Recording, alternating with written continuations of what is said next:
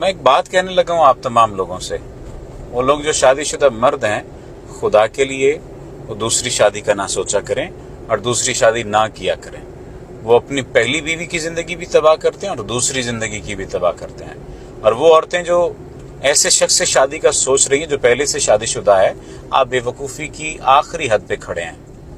अब मुझे ये ना कहिएगा कि जी इस्लाम ने जब 4 की इजाज़त दी है तो आप इस्लाम की बाकी बातों को तो मान लें।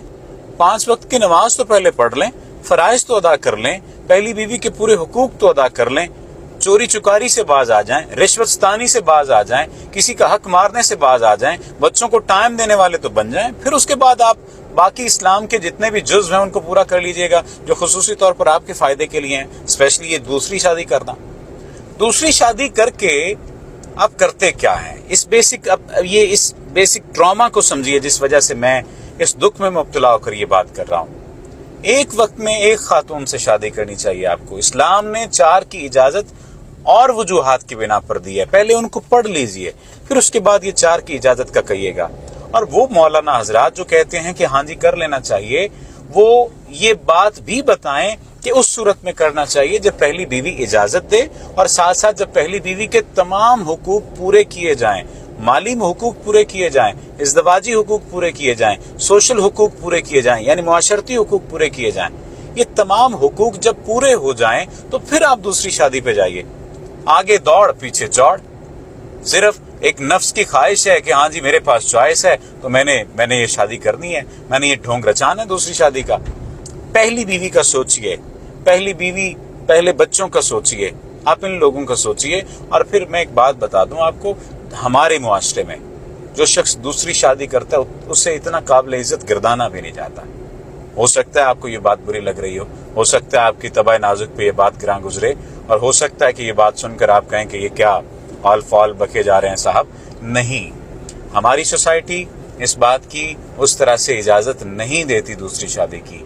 अगर आप दरमियान में इस्लाम लाएं तो पहले उतना ही इस्लाम अपने आप पर नाफिज करें जितना इस मामले में आप इस्लाम को ला रहे हैं। बात लंबी नहीं करना चाहता, लेकिन मैं आपसे ये रिक्वेस्ट करना चाहता हूँ कि ना तो उस लड़की की ज़िंदगी तबाह करें जिससे आप ये धोखा दे रहे हैं कि मैं तुमसे सारी ज़िंदगी मोहब्बत करूँगा, निभाह करूँगा, और वो लड़कियाँ भी अपनी ज़िंदगी अपने हाथों तबाह न करें जो किसी की दूसरी बीवी बनना पसंद कर रही हैं। एक्सेप्शनल केसेस होते हैं कि दूसरी बीवियाँ खुश रह लेती हैं, लेकिन सोचिए पहली बीवी के दिल पर जो बीतेगी, या औरत जिस तरह से कहा जाता है दूसरी औरत को कबूल नहीं करती, तो क्या वो आपके लिए अच्छी राय रखेगी या अच्छी तवक्कुआत होंगी उसकी आपसे, या अच्छे आपके बारे में उसके ख्यालात होंगे? वो आपको बद्दुआएं देगी ना।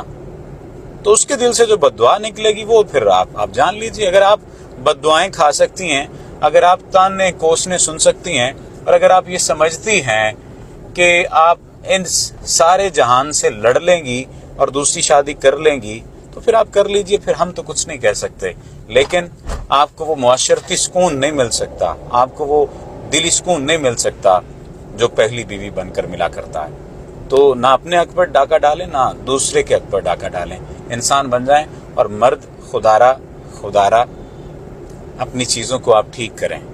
जब आपको वाक़तन लगे कि आपकी पहली बीवी इस तरह पर आपसे ताल्लुक़ उस्तवार नहीं कर पा रही जिस तरह से आप चाहते हैं, और आपके हुकूक पूरे नहीं कर पा रही, किसी भी तरह के हैं वो, तो फिर आप दूसरी शादी का सोचिए, लेकिन उससे इजाज़त लेकर, वो आपको इजाज़त दे, वो आपके साथ कोऑपरेट करे तो, सूरत दी कर नहीं। आपका बहुत शुक्रिया।